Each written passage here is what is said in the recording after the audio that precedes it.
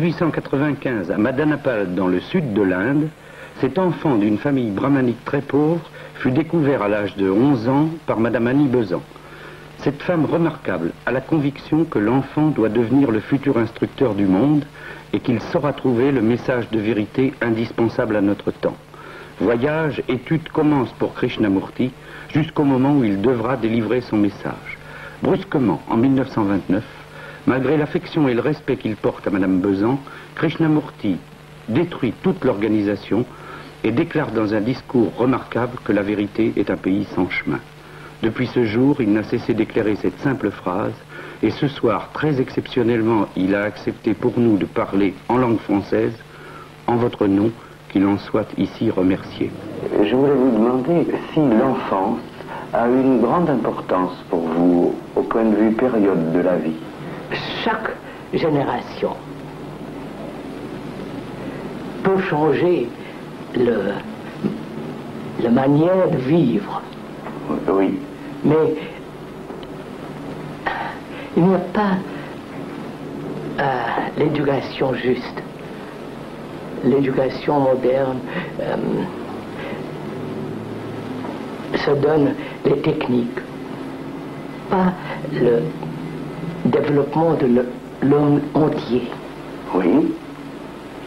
Et vous dites l'enfance peut changer cela.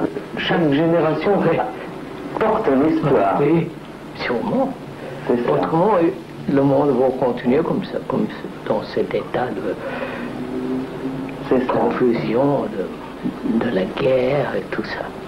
Oui, ce qui vous frappe et qui vous peine sans doute et qui fait compassion, c'est l'état du monde ou le nôtre. Oh, vous savez, c'est terrible ce qui se passe dans le monde. Comment est-ce que vous l'appréhendez vous-même, ce monde, tel qu'il est aujourd'hui?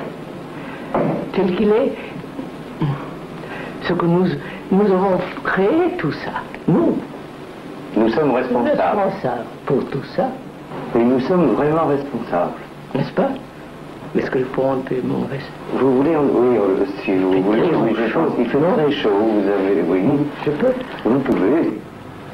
Mais je veux dire, est-ce que, si j'étais enfant et que je vous demandais, par exemple, de me dire un peu qui vous êtes? Vous savez, aux Indes, mes parents étaient brahmanes, très pauvres. Mais dans la tradition brahmanique, il y a toujours cette idée de l'éducation. Vous savez, être éduqué. Oui. De connaissance. Transmettre. Oui. Vous dites on pour ne pas dire je crois. Pourquoi cette forme? C'est plus simple. C'est plus simple de... Vous n'aimez pas dire je? Non, je n'aime pas dire moi. Oui. Est-ce que vous pouvez m'expliquer un peu cela? Vous savez, cette idée de moi, ça donne l'importance à la personnalité. Oui. Alors ça m'a dégoûte. C'est cela. Et alors vous dites on ou il. C'est ça. C'est une forme de soumission ou de... Non. Mais ne pas dire je. Non, si ça pousse, raison très simple. Oui. Ne pas dire moi, la personne. Oui. Vous avez donc vous-même cassé avec les institutions, les formes et tout ce qui pouvait être mensonger. Oui, mensonger, oui, c'est ça. Je trouve qu'il y avait une très belle anecdote que vous racontiez de l'homme et du diable. C'est ça. Que vous voulez me la raconter? Un jour, le diable et son ami marchaient dans le trottoir. Et ils ont vu un homme devant eux et il ramassait quelque chose par terre. Oui. Et le regardait enchanté. Et vous savez, tellement heureux, il le mettait dans sa poche.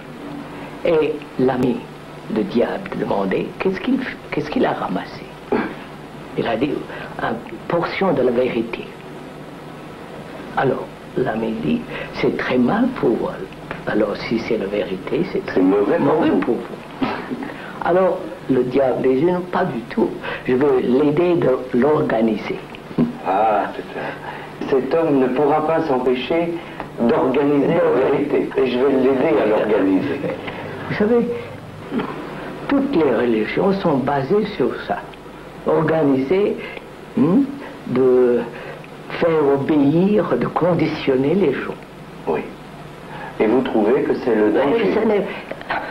Ce n'est pas la religion, ça. Vous savez, les hindous sont conditionnés. Les catholiques sont conditionnés. Et tout le monde sont conditionnés. Selon leur habitude. Leur habitude. Oui. Leur convention, leur religion. Voilà, tout. Il n'y a pas de liberté dans ce conditionnement. Et la recherche est celle de la liberté. Et la bonne conduite. Se bien conduire, c'est une nécessité. Une nécessité. Mais quand il y a ce conditionnement, les hindous, les musulmans, les chrétiens, tout ça, se diviser les hommes. Oui, les hommes sont plusieurs, ils ne sont pas unifiés. Unifiés, c'est ça. Oui. Si je comprenais ce que vous voulez dire, l'homme est le même aussi partout. L'homme, normalement. Est-ce que vous croyez cela? Oui, oui. Donc, si la société le rend si différent, c'est quelque chose n'est pas juste, peut-être. C'est ça. La culture conditions man. Conditionne les hommes, oui, je vois bien. Cette culture divise les hommes. Oui. Donc, les hommes sont les uns contre les autres. Je comprends ça. Comme la nationalité divise les hommes, comme allemand, français, anglais, hindou, musulman, tout ça. La culture aussi. Aussi. Oui. Quand il y a la division, il y a lutte, il y a... Oui, conflit. Conflit. Violence. Violence et tout ça. Pour cette raison, est-ce qu'il ne faut pas déconditionner les gens? C'est ça. Vous cherchez à atteindre une liberté qui soit telle que l'homme soit plus libre. Libre et dans cette liberté, cultiver la bonne conduite. C'est ça. Cultiver la conduite qu'il faut avoir. Et qu'est-ce qu'elle est, cette bonne conduite, pour vous? D'aimer. C'est l'amour. Vous savez, ce mot, c'est pas... C'est un mot trop vague. Trop vague et tellement abusé. Oui. Mais qu'est-ce qu'on peut dire de plus précis qu'aimer? Peut-être considérer, faire attention. Faire attention, oui. L'attention semble avoir une part énorme dans votre pensée. Oui. Vous dites quelquefois, justement, que c'est parce qu'on ne sait pas faire attention ou voir d'une manière nouvelle qu'on n'atteint pas la vérité. Ça, c'est ça. Est-ce que vous voyez comme une parabole ou presque un conte ou des images qui peuvent faire comprendre ça? Non, ça c'est... Non. Les images, non. Les symboles, les images, ce sont des ombres. L'ombre n'est pas la vérité. Voilà. Et risque même de fausser la vérité. Vous ne voulez pas parler en parabole? Parabole, non. Vous savez, la bonne conduite de l'homme est tellement complexe. Oui.